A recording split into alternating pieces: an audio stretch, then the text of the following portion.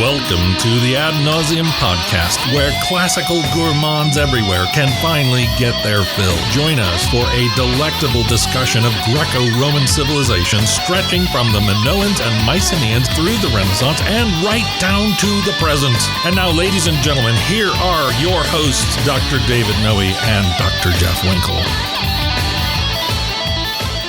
Welcome, Ad Nauseam listeners, to episode 43 of the podcast. My name is David Noe. As always, I'm here in the vomitorium with my good friend, Dr. Jeff Winkle. A hesitation and a question. It was deliberate. It was deliberate? Absolutely. It's called Uptalk. Uptalk? I've heard that a lot out there. Yeah. But is you it called too, Uptalk? At two, David. Well, I still consider you a good friend. I appreciate that. Yeah, but I'm doing well, by the way. Oh, good. How are you doing? I'm doing great. It's been a little stormy here. Yes. Outside the vomitorium. A deluge of rain. Yes, nonstop for the last few days. Well, it was bound to happen sooner or later. Oh, my gosh. Yes, right now it's got that weird green stillness going on. It feels tornado-y to me. Yeah, the sky is lowering at us. It lowering? I think that's how you pronounce Glowering? it. No, lowering. Lowering? Look it up. Okay, I'll look it up. Lowering. Well, it sounds like what I feel out there. There you go. Yeah.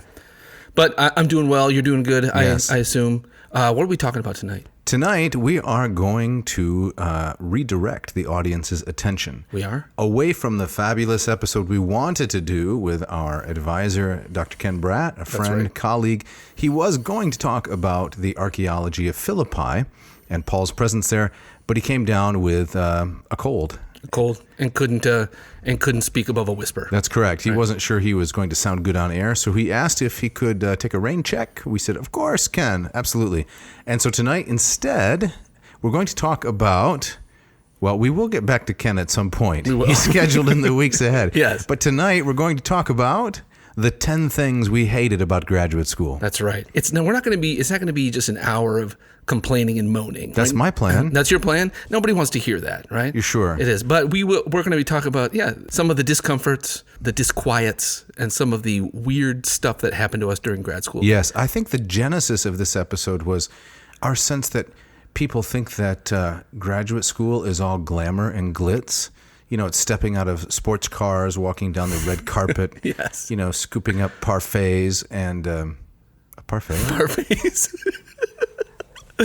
Off the ground? Off a tray. Off a tray. Okay. The parfaits are delivered on a tray. Yeah. They hand them to you, and you deliver your paper, and then you live the easy life. That's pretty much, I think, that's most people's picture of what graduate school Right. is. That's the picture I had in my mind before we attended. Oh, but it was a rude awakening. Yes. My goodness. Quite. Yes. But we'll get to that in due time. Yeah. Jeff, you have our shout out this evening. Yes, our shout out goes out to Ryan Heckerman, who was we both had him as a student, I believe. Correct. Yes, and enthusiastic, deeply interested young man. I've never had a student quite like him. He always sat in the front row for me and was always engaged. Loved to come by the office and talk about the material. Not just engaged, but he also had his own interesting story. He was in the U.S. Air Force. Oh, right. Traveled the world. He was in Okinawa. He was stationed in Germany. He was in Turkey once. This guy, I mean, he should be running his own podcast, frankly. It's true. Yeah, he's seen it all. He was born and raised in Jackson, Michigan. I believe he's back there now working. And he was actually baptized in Cyprus, where Aphrodite, the goddess herself, was born, according to Greek myth, where Lazarus had his second death and is buried. According to tradition. According to tradition, right. Yep. But yet spent 9.5 years in the Air Force, traveled throughout the world, Europe, Japan, and right now he's currently working as a behavior technician with autistic youth. So thank you, Ryan, for listening, and thank you for being such an engaged student for both of us. Yes, we're really grateful to have a fellow like yourself as part of our audience. Indeed. Thank you. All right, Dave, you have our opening quote to this evening, correct? That's right. And it's a bit of an unconventional quote, but one that more or less shows how in hundreds of years, really nothing has changed when it comes to academia, right? That's right. I'm going to read a little bit of a description from a work we've never read. The work is entitled, quite appropriately, Pedantius. Ah, yes. So what is a pedant, Jeff? Someone who's really annoyingly erudite. Yes. And nitpicky. Encyclopedic in their knowledge. Yes, Don't right. Bore you with the facts. But to a degree that it's a complete turnoff. Right. Yeah. ask them a simple question, and you cannot get from them a simple answer. So what do you think the weather is like today? Well, it's interesting that you would say weather, because actually the word weather originated in the 1950s, and they go on and on. Yes, that's a pedant. That's a pedant. Yeah. So there was a Latin comedy. This comedy was performed at Cambridge in the 1580s, and it was entitled Pedantius. It was performed at Trinity College, Cambridge, in the 1580s. It was then written down in the 1630s, and it appeared in print for the first time in 1631. And I want to read just a little bit of the summary of it, because perhaps our audience will find it interesting. So this is from the edition by G.C. Moore Smith, and this was itself published in 1905, which is more than a century ago already. So here's a little bit of the introduction. When in the winter of 1581, Fawcett or Wingfield, or a group of Trinity men, took in hand to produce a comedy for Candlemas, which is one of the the academic seasons or semesters there at Cambridge. What process did they adopt? Did they invent their play, their plot and all? Or did they lay their hands on some German or Italian comedy and transform it to their purposes? No earlier play has yet been found which bears much resemblance to the Trinity comedy as produced. The character of the pedant, derived ultimately from the Bacchides of Plautus, is common to a vast number of comedies. Italian and German, and the main traits of this character are seen alike in the scholastic philosopher Dramatist and the humanist Pedantius. Now, as we headed off to grad school, Jeff, in the early 90s, you were 1993? 93, yep. And I was 95? Yep. So what kind of expectations, pedantic expectations, did you have? I like to think I went into it with my eyes fairly wide open, but I didn't really know what to expect. I was expecting for it to be very challenging, but I did have a kind of a rosy view of it as well. I did have kind of this idealized view of I'd be really set free to study something that I was interested in a very kind of focused individual manner, and I would be encouraged and nurtured along the way. Handed parfaits? Parfaits I thought would come later. Maybe I had to wait a couple years for the parfaits, but it didn't turn out like that. Not like that. No. How about you? What was your what when you went off in 95? What were you expecting? Well, I want to build a little bit of audience suspense on that. Okay. I'm going to play unfair here and go back to Pedantius for just a second. Please do. Okay. Our comedy, in the persons of Pedantius and Dramaticus, satirizes two distinct academic types: the Ciceronian humanist, who had taken the place of the medieval grammarian, and the philosopher of the school. The author goes on and says, to the humanists, two courses were open: to insist on a restoration of the true logic of Aristotle and a rejection of the misconstructions and additions made by Peter the Spaniard, Petrus Hispanus, and his countless commentators, or to denounce the whole study of logic as worthless and pernicious and demand that its place be filled by rhetoric. So there's this anecdote about how men tumble into theology, right? So a lot of this preparation at the time, this pedantic preparation, was preparation for divine studies, theology. Right. Mm-hmm. So here's the little limerick or so. It goes, they were superciliously caught, a little rag of rhetoric, a less lump of logic, a piece or patch of philosophy. So making fun of these guys who are just throwing together a little bit of learning here and there. Yes. So if it's okay if I just read a little bit of the argument here, just the first sentence in Latin, give a brief translation. Sounds good. And that'll set up, I think, some of the themes we're going to talk about through the rest of the episode. All right. So here's the argumentum. Lidiam virginem corundae senis ancillum amabat cremuli olim servus crobulus, quam eandem sibi petiit pedagogos pedantius. So what do we got there? So it means something like this. The young woman Lydia, whom the servant Crobulus, once upon a time, was loving, right? He was loving her. She was the handmaiden of the old woman Corunda. So this woman Lydia, sounds like a Plautina comedy, right?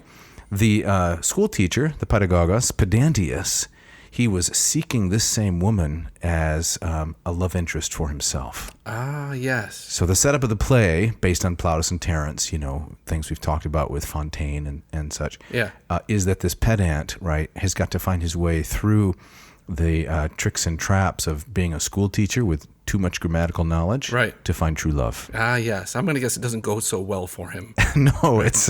I haven't read the whole thing. I'm not sure that an English translation of the whole exists. The Latin is really good. There's your next book there. You think so, Professor Noe? Absolutely. And I'm not joking. Yeah. And if we have a screenplay, could you play Pedantius? Could I play? I think I'm a little too old. No. Long in the tooth, as they say? Yes, we could find some young buck to play that role. Sounds good. Do we have any idea, was this a smash hit? It was very popular. Was it really? It was performed in front of King James. Is that right? Yeah, James I. Did he give it 2 enthusiastic thumbs up? I don't know what royal bloodlines were like at the time. He may have had more than 2 thumbs. However many he had, they all went up. King James, 3 thumbs up. That's I like right. it. I like it. Yeah.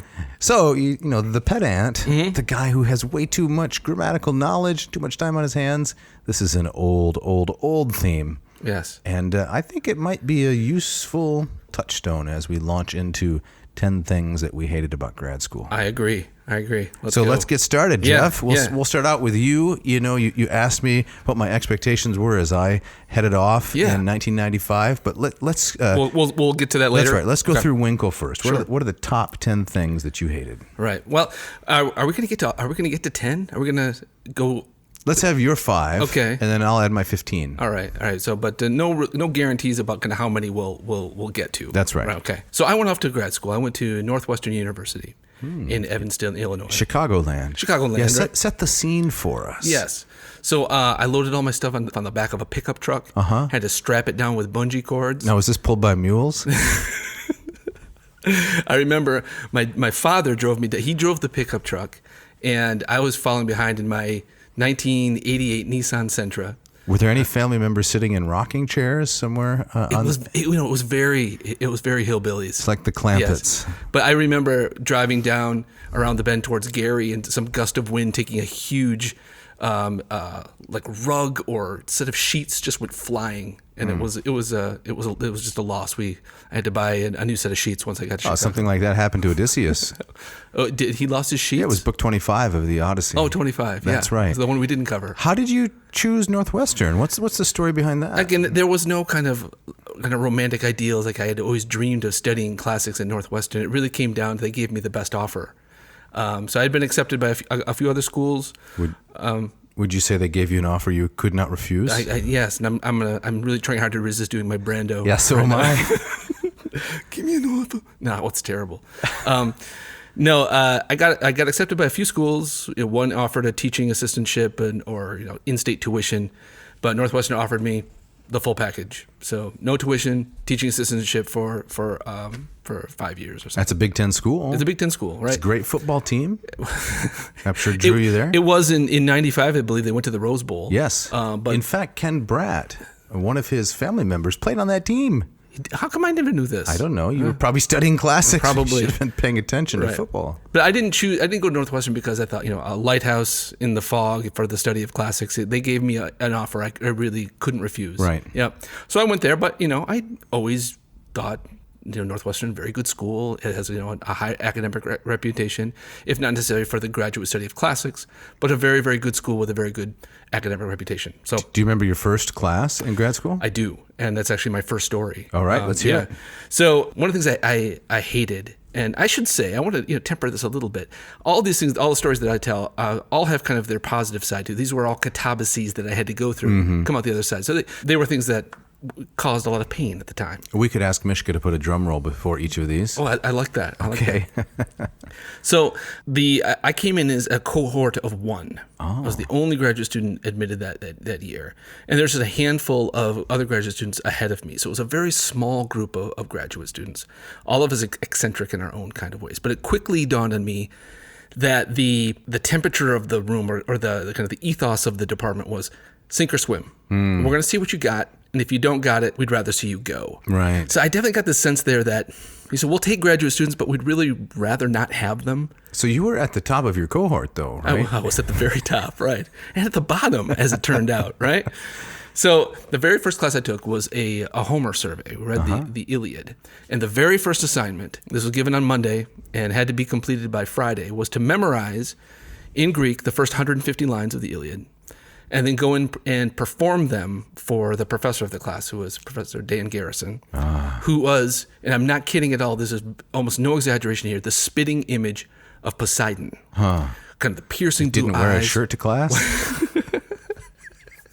He was always shirtless. It was Heroic torso. It was so unsettling. Is this the Dan Garrison of the Catullus volume? Yes. I mean, he's put out some really wonderful work. The Student's Catullus, his book on Horace is great, but a very intimidating man, especially first time you meet him, first class you have with him. It was clear to me that this was an assignment, basically, either you can do this or maybe you should consider doing something else. Poseidon wanted you to sink. Yes, he did. Yeah. And I mean, this was such a well-known thing that Garrison looked at Poseidon that it became a ritual for students. If they passed his class, they would give him some sort of trident, and so he had them all over his office. These kind of inflatable, kind of like devil's pitchforks. Incredible. So he knew it and he played it up. And so now in undergrad, I had done some hexameters. I can't for the life of me remember who I read Homer with at Calvin College. It's probably George Harris. I think it was George Harris, but he actually did very little with kind of reading aloud. Yes. And so he liked to read aloud himself. Yes, he did. He liked and had a fantastic booming voice. He did, yes. A Northwestern PhD himself. So I had done some reading of hexameters, but I was not, all that skilled in it. And so I remember that whole week walking the halls, Kresge Hall at Northwestern, trying my best to learn these 150 lines in the Greek. And then when to perform it, I thought I had it down. And so you go in there, and he's sitting there, Poseidon, surrounded by his mermaids and mermen, and they start performing the Greek. And he would stop me in the middle of a line and say, that word you just said, what's the gender number in case? What's it doing there? And I had no idea that was going to happen. Did you have to do push-ups if you got it wrong? No, I sweat. I probably lost 10 pounds just sweating sitting there. And then after you answer that question, you were expected to pick it up in the middle of the line and care for it. It was a nightmare. It was an absolute nightmare. And so he was not happy at the end of my 150-line performance. But you survived? I survived, but I had to go and do it again. You went on to pass the class, I did. though, right? I did. But I had to go do that again the next week. It was brutal. It was absolutely brutal. And you remained at the top of your cohort throughout. Throughout, okay. Exactly. So let's go on to number two. Number two. Another thing that drove me crazy was not all the professors, but none of the professors kind of thought grad students are there not just to learn, but to do chores for them. Pick up my dry cleaning. Laundry? Well, just shy of that. I remember... Unclog my toilet, things like that. There was one kind of department dinner that we were going to have together, and one of the graduate students, not me, my buddy John, was tasked with picking up all the groceries for the dinner. Had to deliver it. And so that kind of stuff that irked me. So you hitched up the mules. You right. hauled the pickup down to... Yeah. Was there a Whole Foods in the early 90s? Dominick's is what it was. Right. Dominick's was the food chain in Evanston and Chicago. And they gave you their credit card or something? Something put it on the department something like tab, that. Or right? they just let you pay for it themselves. What are we paying you the TA, the apprenticeship for? So there was one time... the department was hosting a conference, and there were a bunch of people flying in from all over. Right. Pietro Pucci was coming in. Oh, Pietro Pucci. Have you heard of Pietro? No. A noted Lacanian scholar. Oh. So it doesn't even know if anybody talks about Lacan anymore. But he was a big French theorist, right? Exactly. One of those postmodern, Derrida guys. He was coming into O'Hare, and someone needed to pick him up. So Bob You seem like a good candidate. Jeff, you're standing here. So Bob Wallace says, go pick him up. Make a sign that says Pucci on it. You stand there waiting for Did you draw a little dog or something? So the conference was at Loyola, which is on the lakeshore. Of course. You could picture your map. Right? Yeah, I got it. I had to drive to O'Hare, which is a nightmare any time of the day, any day of the week. Yeah, this is 26 years ago? This is 19. This is got to be 95, 96. Yep. 26 years ago. I'm sensing a little bitterness. Oh, it was. I mean, this was also pre-cell phone, right? Cell phones would have cleared all of this up. So, it made it so easy. I drive out there because there's Uber.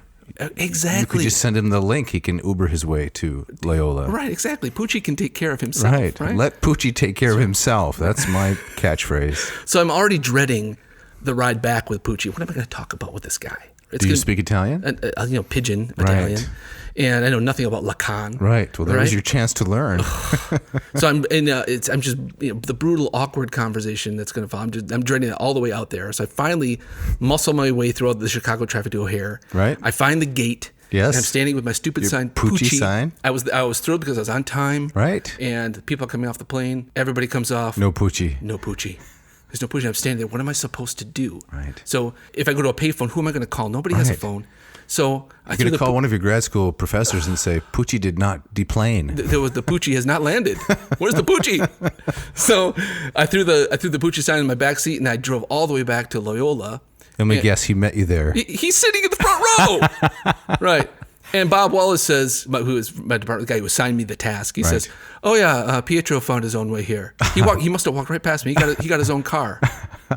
And so he's Eurystheus, right? Wallace is Eurystheus. You're Hercules. Exactly. Go out to O'Hare and collect Poochie. But there's no apology. There was no, "Oh man, sorry you had to do that." Wow, you're a grad student. Well, and then in front of the fellow grad students, he goes, "Well, I think he said, well, kudos to you, Jeff," so, which earned me the nickname Polykudos from the other grad schools, and they said that sneeringly to me. "Oh, Polykudos has entered the room." Really? Oh, it's awful. Wow. But I can tell by the tone of your voice, these are all happy, distant memories. Now, there's no bitterness left.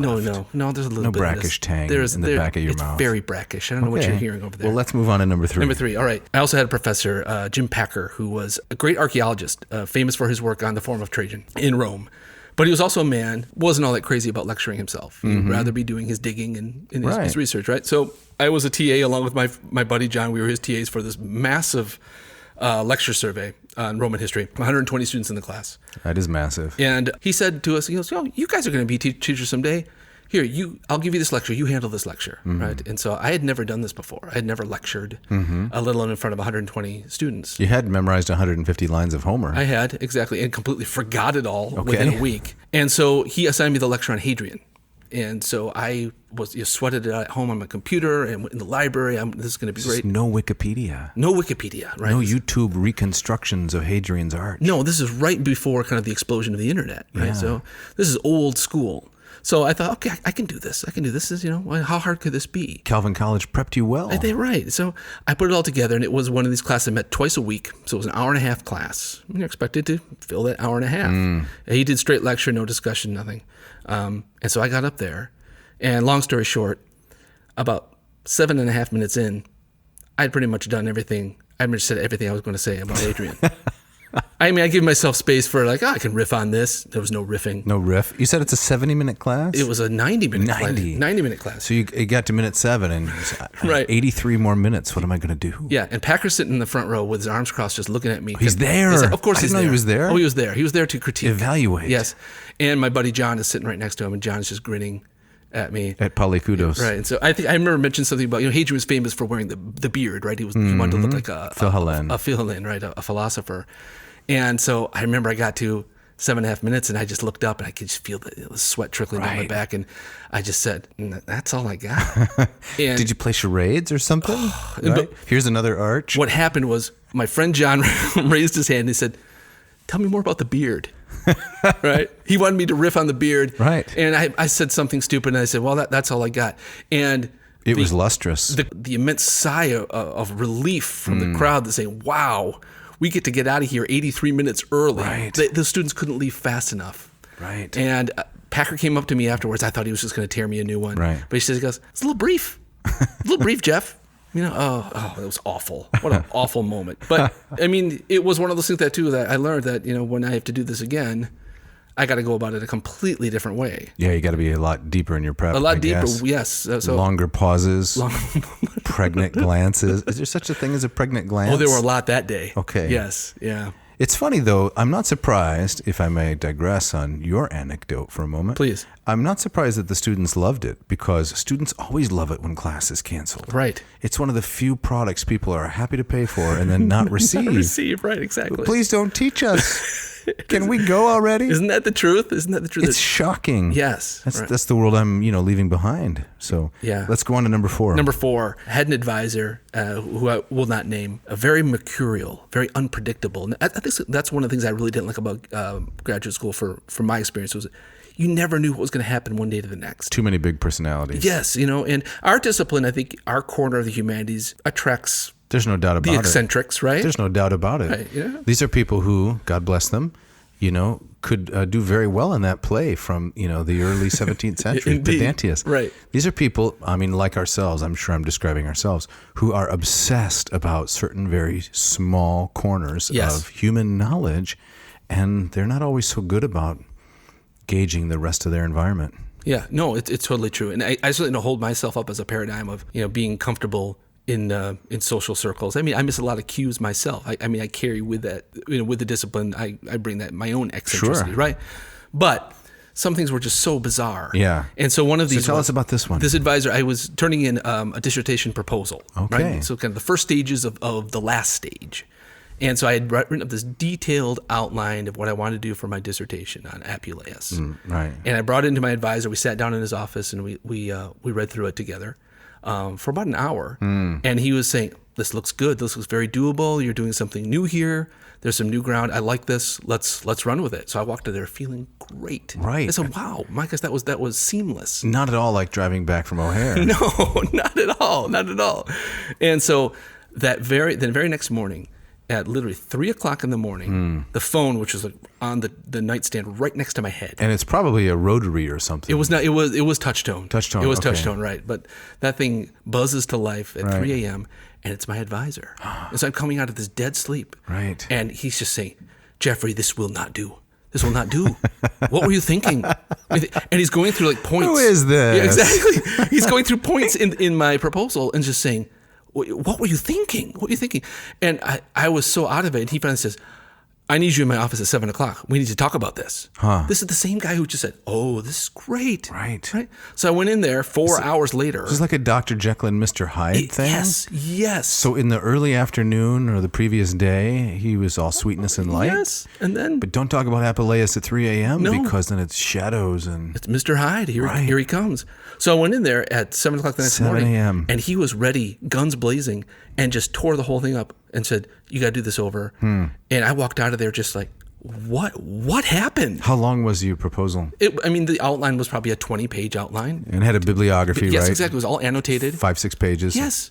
And it's a significant amount of work. it was a lot of work. In the span of 24 hours, it was accepted and rejected. And so that kind of stuff it drove me insane. Because, it was some kind of psychological torture. Right. So bizarre. Huh. And then number 5. Number 5. This goes along with just kind of the unpredictability, just kind of the weirdness of the place. And another professor, again, who I will not name, he also taught a seminar that I took. He showed up for the first class, and then the next class meeting, there was just a note for him saying, "Just read it and learn it yourself, and I'll give you the final exam." Right. It's really devoted to the art of lecturing and pedagogy. Right. So he disappeared. But there was a very strange thing that happened. I don't know the full details, but apparently he became very paranoid that somebody was breaking into his office at night and stealing his research on Plato. Well, you know how valuable that is. I know exactly. People are beating down the door. Lock and key. It reminds me, I have Plato books in my office. What? I better go lock You better lock those things up. Right. So he got so paranoid, he was convinced that he would come to his office next morning and things were rearranged. Yeah. And somebody stealing. Middle dialogues would be swapped for early dialogues and early for late. Exactly, right. Telltale signs. The consequences could be extensive. That's right. Strange doings. So apparently he got so paranoid that he brought his Doberman Pinscher and set up a little bed inside the office so that whoever's going to break into the office would meet, I don't know what is his Zeus or Apollo waiting there for him. Right, a one-headed Cerberus. Exactly. And now what happened next? Oh, you're saying that was the name of the dog? Yeah, yes. Zeus or Apollo. He had named the dog after one of the Greek gods. Well, is that what you're saying? Well, no, that's a Magnum PI reference. You remember Higgins had Zeus and Apollo? I didn't remember that those were the names of the dogs. Yeah. I like the theme song. Yeah, good, yes. Mike Post. I don't know. Yeah, exactly. He's the composer? Yeah. Very catchy. How do you know these things? So anyway, and this is where the details get fuzzy. Apparently, he came back the next morning, one of these mornings where the dog was sleeping in there, and he opened the door, and his dog was dead. I have a theory. You have a theory? Yeah, whoever was after the Plato snuck in, poisoned the dog, and then just lacked the strength to carry through on removing the Platonic corpus. I think there was a theory actually not that far. That was probably this professor's own personal theory. But somehow this dog died, and he was convinced that it was retaliation or a burglary gone wrong. It was bizarre. That's a good way for a dog to die, though. Guarding Plato. It's a noble way to go. It is a noble way to go. So I'd be happy to go that way. So my sense is that you got to get through me to get to these, Platonic dialogues. The dog swallowed an eraser and choked to death. That's all that happened, right? That's seriously. There was no intrigue at all. But that was just like that. In some ways, I mean, that's an extreme example. But that kind of gives you a sense of kind of the weirdness and the color of the unpredictability of that department. You never knew what you were going to get walking in every morning. It meant it was never dull, but it was very stressful. Those are absolutely brilliant stories, Jeff. Did you make it through grad school? I did. It took me a long time. Okay. Most of these guys in the department really just wanted to do the research. They didn't want to teach. Yeah. And I think a lot of professors at R1 schools are kind of like that. Well, I don't think it's restricted to R1 schools, unfortunately. Yeah. But I'm sure it is probably more prominent there because they have more funds to spend on research. Exactly. It's natural. Exactly. Well, so what that meant was that they were happy to throw courses to the grad students. Oh, you want to teach that? Go ahead and do it. And I ended up, of course, loving teaching. And so I taught as many classes as they would give me, and of course that just slowed down my own progress. And Sure. But it's a kind of performance. Yeah. Teaching is. It's very pleasurable. It is. Yeah. Good stuff. Well, we're going to get on to the second part of the episode after the break.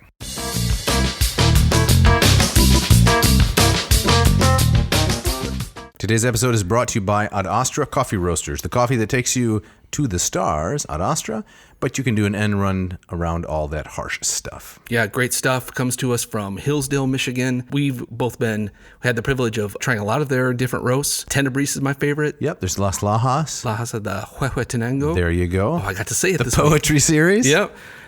Great stuff. I have seriously I have not had better coffee in my life. It's phenomenal. It is. And Patrick Whalen and his crew down there, they've been roasting beans for years. They have a special process. They only accept beans that score 80% or higher on the Richter scale. The Richter scale, is that what it is? No, I don't know. That has to do with seismic activity, I think. It does. Some kind of bean scale. I think so. Right, but they only accept the best. The best. That's the point we're trying to make. That's right. All right. Yep. And if you go to Ad Astra Roasters, ADASTRA Roasters.com, you too can check out some of their delicious high-quality offerings. Jeff, they got a special coupon code, don't they? They do. So if you enter ANAA in the box that asks for the code on their website, you can get 10% off anything you order, individual orders as well as their monthly subscription. Exclusive for Ad Nauseam listeners. So That's check right. it out. Yep. Leading off second today in our sponsored lineup is Ratio Coffee. Ladies and gentlemen, listen closely, please.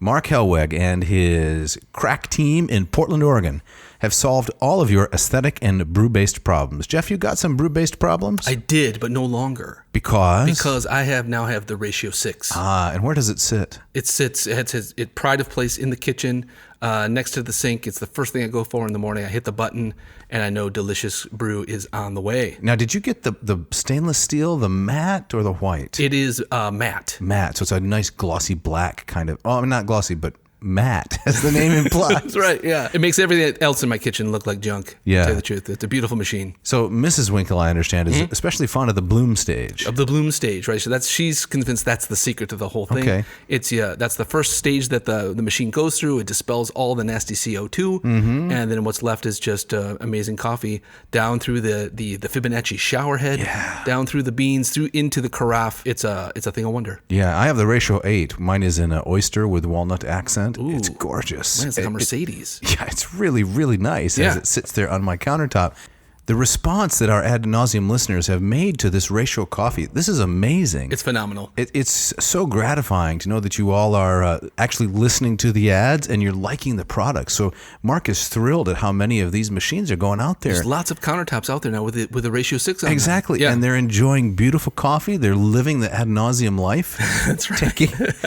Taking in the classics, reading some books, drinking some coffee. And keeping it down. Exactly. You got to keep it down. That's so right. How can our listeners get themselves a Ratio 6? So if you haven't got one of these things yet, listeners, go to ratiocoffee.com, RATIO coffee.com, and in the coupon code box, you type in ANCO, and you get 15% off the Ratio 6. That's incredible. Yep, do it now. And last but not least, this episode is also brought to you by Hackett Publishing. Hackett Publishing, a company that's based in Indianapolis, Indiana, and also Cambridge, I believe. Yes, that's right. Yeah. They're batting cleanup today, right? Batting cleanup today, putting out quality, affordable, attractive editions, translations of classical works for the last 40 years and hopefully at least 40 more. I hope so. And such generous support to this podcast.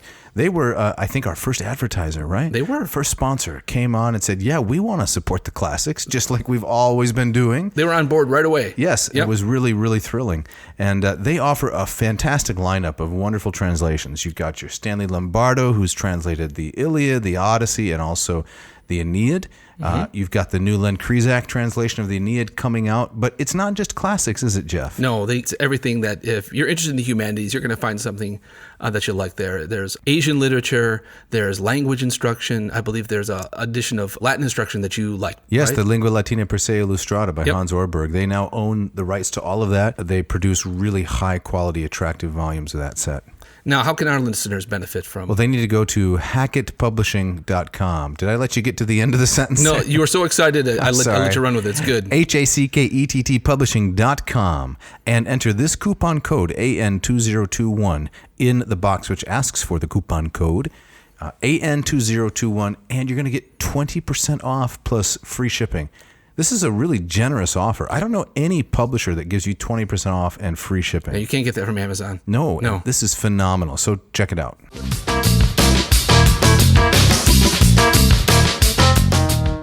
All right, Dave, it's your turn. So take us back to, what was it, 1995? It was 95. So you loaded up the GeoPrism hatchback? Not quite. No, what did you drive off to? Well, if I can be a little bit pedantic here. Please. I graduated Calvin College. It was Calvin College at the time in 1994, but then I had another semester to finish up in the fall of 95. Okay. And I was taking all Greek and Latin courses. That was just crammed chock full? I think I had one philosophy course because I also majored in philosophy, but I was late to the study of Greek and Latin. I came late to the game, and that meant the last 2 years, it was just nonstop Greek and Latin, basically. And the very last course I took was in January of 95. Okay. And this was with George Harris of beloved memory, Memoriae Beatae, a great man, a great scholar. And he said, I want you to read 3 books of the Iliad for your final course here at Calvin. I said, that's great. And he said, you're going to use the Alan Rogers Benner text, which has books 1, 9, and 22, right? Which are the the plot books.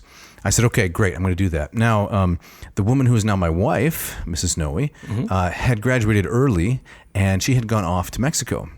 And she was working as a mission worker in Ciudad Juarez on the border across from El Paso, Texas. Right? Okay, yeah. So we were just dating at the time, but this is the last class I needed to finish, and then I was going to be able to drive down to Mexico, right? Rent an apartment and be near her and just work while I waited to go to grad school in the following fall, which would have been the fall of 95. Gotcha. Now, did she know you were coming down? Oh, yeah, this was all planned out. It was all planned out. We were pretty serious. We were intending to go to graduate school together, and that's, in fact, what happened.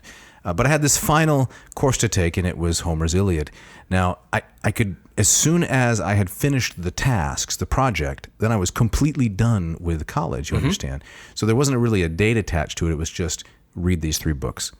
So as a consequence, of my love waiting for me in another country, and this being the end of my undergraduate career, I was highly motivated. Yes. So I read Homer for 10, 12 hours a day. I just sat there and brooded my way through it. You devoured it. I did. Yeah. Of course, I loved it too. It's not like it was hard, but it was the most significant intellectual discipline I had exercised. And that had to be to that point. Probably adding to the kind of the difficulty or the oddity is that the people of your class had already graduated the previous spring, right? That's right. So you were kind of like, did you kind of feel like, I don't really belong here anymore? Yeah, I had those feelings. Sure. Yeah, that's hard. For sure. Yeah. And Professor Harris, he was so generous to me when I went and I would read for him, he was impressed, not because I was such a good student, but he didn't really know how motivated I was.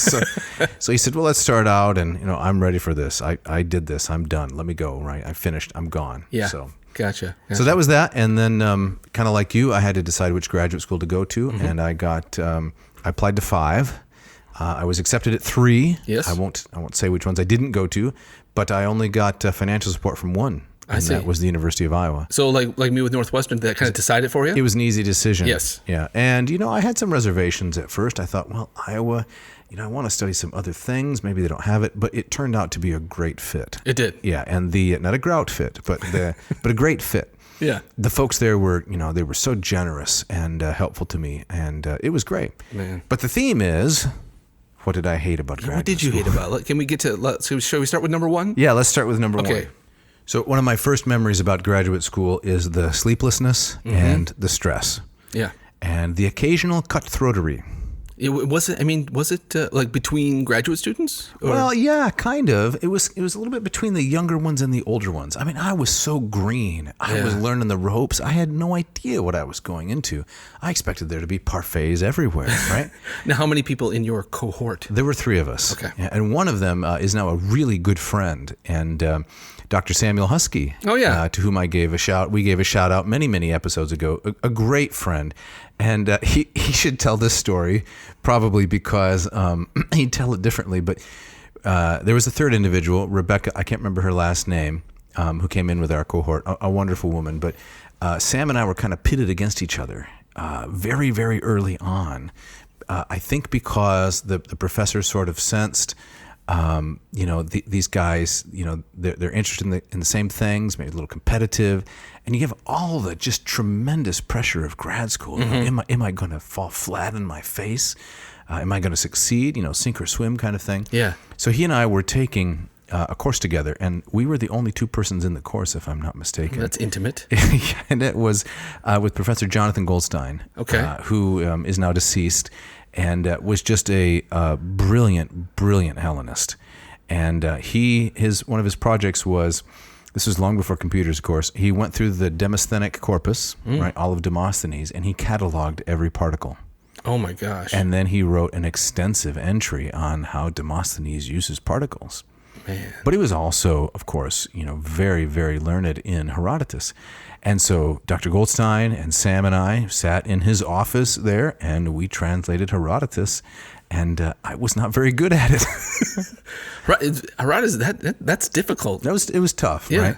And I learned later that only first-year graduate students were kind of steered toward Professor Goldstein. So it was a little bit of a rite of passage, right?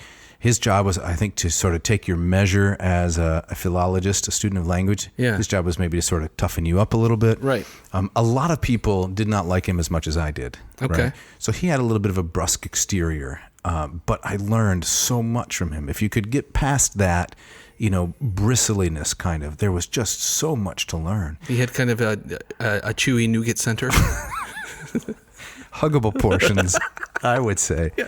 I actually took a second class from him. I took a course on Livy, and I can still remember vividly the things that I learned from him. But I will mention one instance where I was trying to, translate something idiomatically, and I was just failing. And he would say, no, every word. As I was just trying to struggling to get to the end of this sentence. Yeah, and so I don't want to, make him look bad, because I really came to like him very much. So gruff but lovable? Absolutely. If you could get there, That's right. Yeah, okay, yeah. And of course, it was from Goldstein that I learned how to translate the Latin adverb nunc. Nunc. Which doesn't mean just now. It's not only temporal, it's inferential. It means as it is. As it is. Man. And I never forget that. Yeah. He taught me that and so much more. Yeah. Excellent. Now, how about number 2? Number 2, in addition to the sleeplessness, the stress, back to number 1, I had to go to the doctor my first semester and get tested, and I was having all kinds of just terrible health problems. It turns out that sitting at a desk for 12 to 15 hours a day and reading, staying up late and waking up early is not good for the body. It's not? No. Who knew? Drinking, 4 to 5 pots of coffee, this is not healthy. Did you like burn the midnight oil, where you guys stay up all night kind of guy? Yeah. Well, I had gotten into a routine. I could study to 2 a.m., and then I could sleep for 5 hours and get up at 7 and start over. Okay. And being a younger man at the time, right, early 20s, I think it was 23, 22, I could pull that off, for a long time. And then it would catch up with you, right? And I'd crash, and I would sleep for 10 or 12 hours or something. No, you're not married yet at this point? No, we were in grad school for a year and then got married. Okay.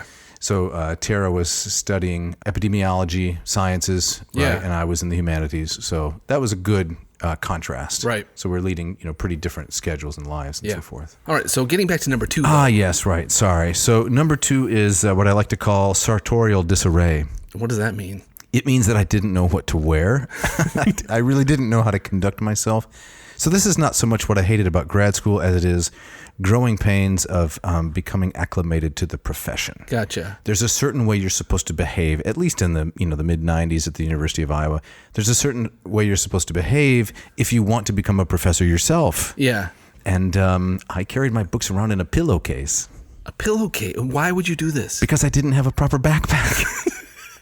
And the books that I was carrying, Greek lexicon, Latin dictionary, Latin grammar, my copy of Smythe, my Greek grammar. Then I got primary text. Then I have a box of pencils. Then I have a highlighter. And no technology really at the time. How huge was your pillow? It was enormous.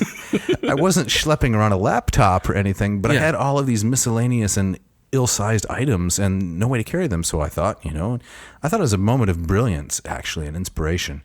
I just hope Mishka doesn't turn this into an Instagram image, but I shoved all this stuff in my pillowcase and off I went, and it worked great. You slung it over your shoulder. That's right. Right. And nobody gave you a hard time about this. I don't remember. If they did, I didn't care, because when I got into the classroom and I opened up the yawning maw of my pillowcase and retrieved from its, linty depths the books I needed, I was intent. Yeah. Herodotus, rapid readings in Latin, Plautus, Terence. I was ready to go. Yeah. And, I was learning how to, bring the heat philologically. Who cares about a pillowcase? 5 minutes of wasted class time while Noe's rustling around in the suitcase. I can never find anything in here.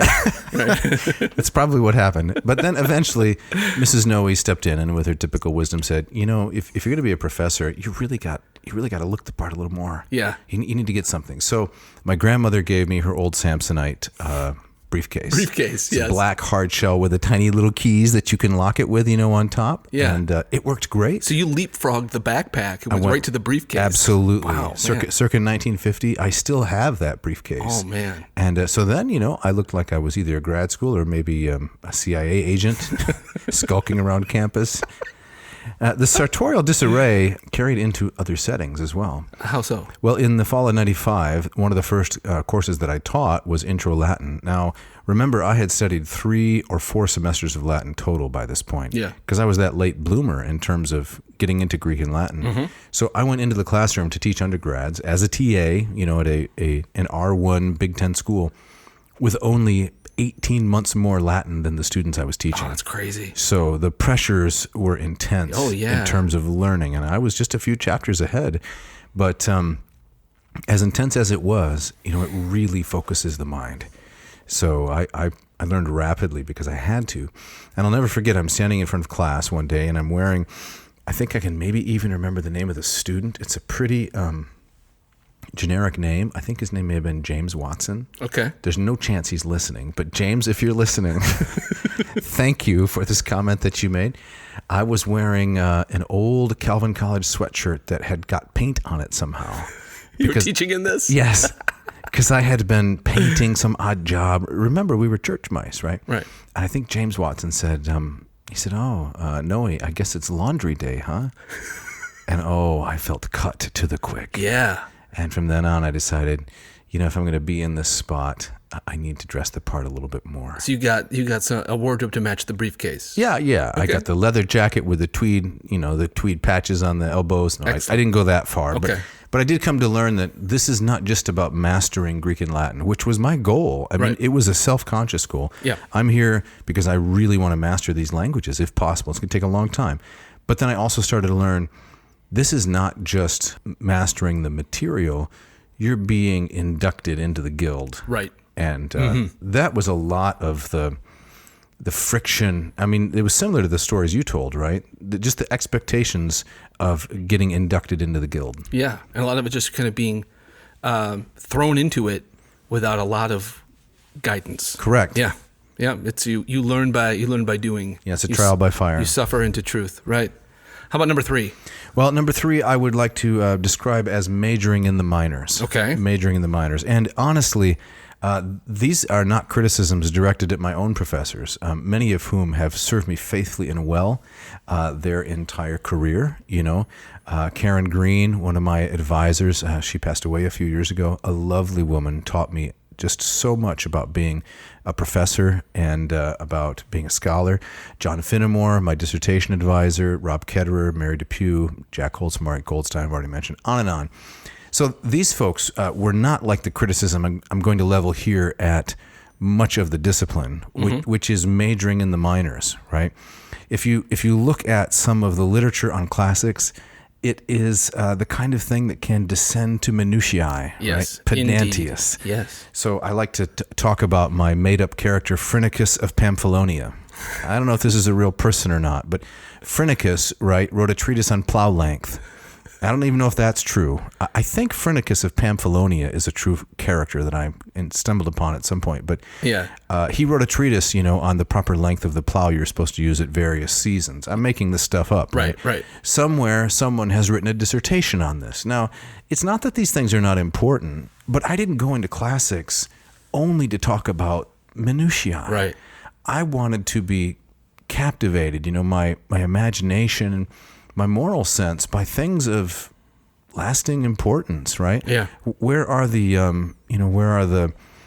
articles and the essays on things like Homer's moral vision, right? Or Virgil's Aeneid as a way to view death. I mean, those things are out there, but any kind of discipline is going to tend to descend to minutiae. Right. And classics certainly does this. Now, a book came out at the time, too, and you probably know the book I'm talking about, early 90s, a book that named names. Are you talking about Who Killed Homer? I am talking about Who Killed Homer. Yes. Yeah, by Heath and Hansen. Heath and Hansen, yeah. And I know that book got really badly panned by classicists, in part because it named names. Yeah. And I'm not interested in endorsing everything in it, but one really salient point the book makes, which is a lesson I learned pretty early, I think, was go into any major university library and go to the PA section, which is where the books are that we love. Yep. And find any book that has been published in the last 10 years on the subject of classics. The chances that it has been checked out more than twice are vanishingly low. And this is true. Now, you can say, well, that's because it was an ignorant, uneducated audience. It doesn't care about the things they should.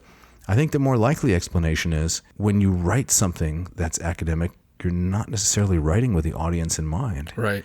And honestly, that is one of the things that annoyed me about graduate school. No, I hear you. A lot. Sure. Not in my department, They weren't like that. But the rest of the field, it just left such a bad taste in my mouth. Right. So like the short answer to that question, who killed Homer, for Heath and Hansen, is classicists killed Homer. Correct. Yep. Yeah. Because they tend not to see any reason to try to present their work to others. And it's sad. Yeah.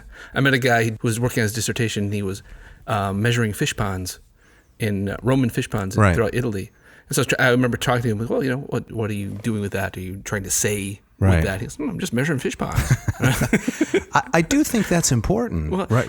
I want there to be someone who does that and loves that and knows that. Yeah. It's just that I don't think that's all there is to classics. Sure. At some point, you have to, I think, we have to turn to a broader audience and say, this is important because. Right. And I'm not talking about pragmatics, but just it's important because it's a part of the human story. Exactly. Somebody should do a podcast geared towards that kind of thing. It's starting to sound a little bit self-serving, but I think it's just kind of natural because these are the things that shaped us to want to do the things we're doing now. Right. Exactly. Yep. But number 4? Number 4, very minor, poorly bound books. Oh, really? This is an annoyance of yours? Oh, of course. Yeah. Poorly bound books. When I got to graduate school, you're introduced to the Oxford Classical Text series. Yeah. These beautiful blue covers, right? And they've got the nice light lime dust jackets, I think. And these were some of the first undoctored sort of pure texts I had seen. So they don't have a vocab down below. They don't have a dictionary in the back. They're not giving you answers for how to translate. This is as close, to my mind, as you can get to interacting directly with the author, right? So I think if it's a book like this, there's nothing on the page but Latin, this is going to be really good. But I guess Oxford will never be one of our sponsors, if you're listening, because at some point in the early to mid-'90s, they started printing these books very poorly.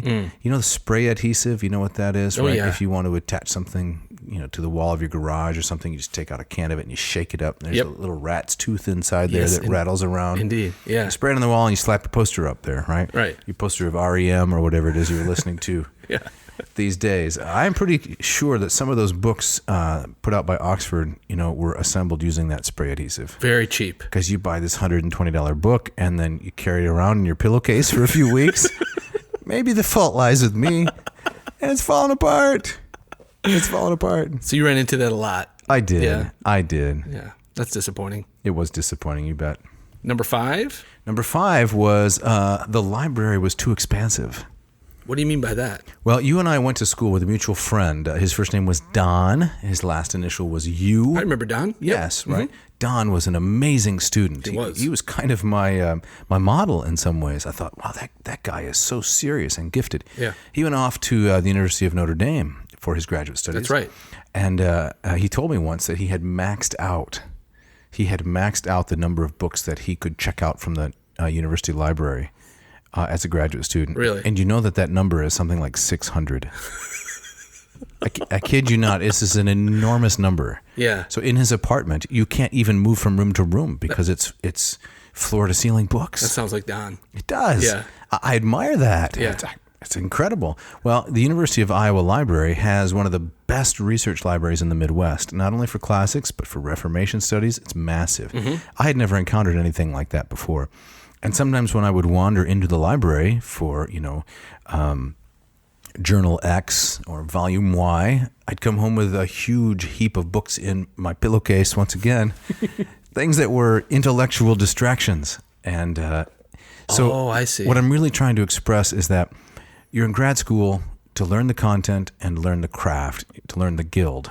But I've always had a lot of restless curiosity. Sure. And so in some ways, being at a university is not a great place to be if you're trying to do something so specific. Yeah. Because the intellectual distractions are manifold. Too many different paths you could wander down. I gotcha. For sure. Yeah. One of the really interesting books I read was The Myths of Rich and Poor by Cox and Elm in 2000. It's like the spring of 2000, I believe. Okay. What should I have been doing instead of reading that interesting book? Talking about Phrynicus and his plows? That's right. Yeah. I should have been working on my dissertation. Yeah. I should have been working on my dissertation. But, that's how it goes. Right. Right.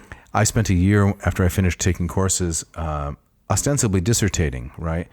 But I didn't really think it through. So for a year, I read all the literature I could on Cicero and his philosophy because that was my topic, right?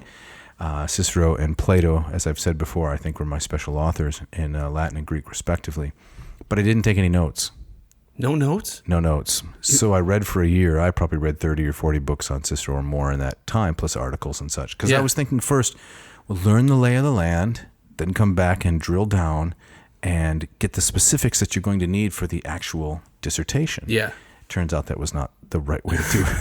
I got to the end of the year and I knew a lot of things, but I didn't know where any of them were. So then I had to go back and redo a lot of that stuff. Okay. And these are the things, graduate school is a learning curve. In preparation for this, I asked Mrs. Noe, what did I hate about graduate school? And she said, is this a trick question? No, I'm trying to remember. What did I hate about grad school? She said, well, you hated trying to find parking. Oh, yes, I did. Well, parking is a big problem in Iowa City? Well, on the convenient streets, yes. Every street is, a beer tanker. On Friday afternoon, the beer tankers roll in and, refuel the bars. So parking was rare. She said, you also hated public transportation. I said, yes, that's me for sure. I don't like to ride in an empty bus by myself. What else did I hate? Well, then it occurred to me that like many of these Midwestern towns, Iowa City had a certain vibe, right? Mm-hmm. I think I've told you this story before. And I remember so clearly finding the brochure put out by the Iowa Chamber of Commerce.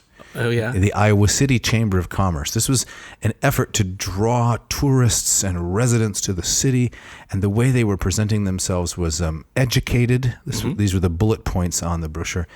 Iowa City, educated, refined, and the third one was sophisticated. This is one of my favorite stories. I had to do a double. Sophisticated. Tell me you saved that brochure. I did not. Oh, man. I have no proof. Oh, that's great. Sophisticated. I don't doubt it for a second. Who was the sophisticated individual who forgot to put the H in this word?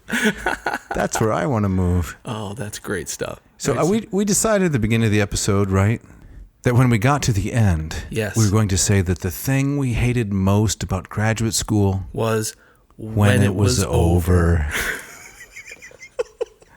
Is that how you really feel, Jeff? No, not actually. No.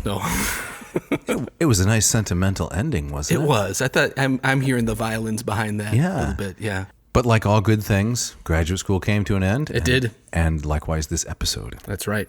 All right, we got to get out of here. Indeed. Let's thank the usual suspects here. Okay. Yeah. Thank you, Mishka. Mishka, our intrepid engineer. Puts this all together, makes it sound so good. We're real appreciative. Thanks to Ken Tamplin and Scott Vincent for the great music you hear throughout the podcast.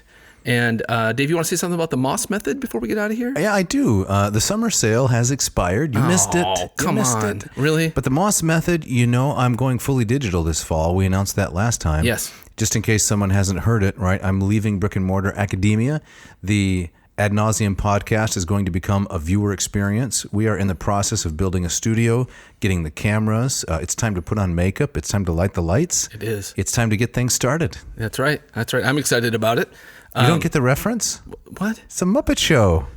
Is that what that was? I missed that. I'm sorry. It's Jeff. late. It's late. Excuses. It's going to become a viewer experience. Yes. You're going to be able to watch us and our hijinks from the comfort of your living room, your kitchen, somewhere else. Yes. We're gearing up for that this fall. We've had so much generous support, folks who have gone to the GoFundMe, which will be in the link, and contributed to try to help us get this going, launch this. And the Moss method is an important part of this. You want to learn Greek, you want to go from neophyte to erudite, you can do it through this method. It's expert, self-paced, and accessible. So you'll learn at your own pace, but I'm always there helping you learn the ins and outs of classical Greek. Very cool. Very cool. So listeners, if you would leave us a review, a comment on your favorite platform that you listen to the podcast on. If you want to contact us, send a note to dave@adnauseam.com. Don't forget the V, or to me at jeff@adnauseam.com. Check out the website for updates for the GoFundMe link and everything else we're talking about here. And we've gotten some great feedback recently. You just got an amazing letter yesterday. I did, yes. What was the woman's first name? Suzanne. Suzanne, yes. Right. We'll be replying to that, but Suzanne just sent a really encouraging, almost a glowing kind of report about how she's been listening to the podcast. She's getting back into the game. We'll probably give her a shout out at some point. Absolutely. And she's really into casseroles, which makes me very, very happy. Yeah. So do we know what's coming up next week? We don't. So it's TBD, right? It's TBD. We have a very exciting guest coming that we're trying to settle on. No, we're not going to reveal it We now. can't drop the name because this is huge. This is huge. This is very, very cool. And if this doesn't come through, we're going to feel tiny. Very tiny.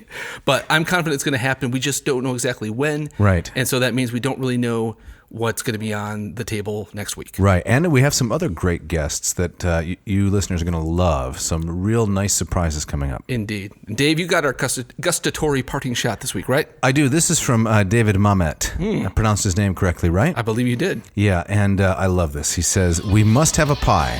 Stress cannot exist in the presence of a pie." So true. Thanks for listening. Thank you.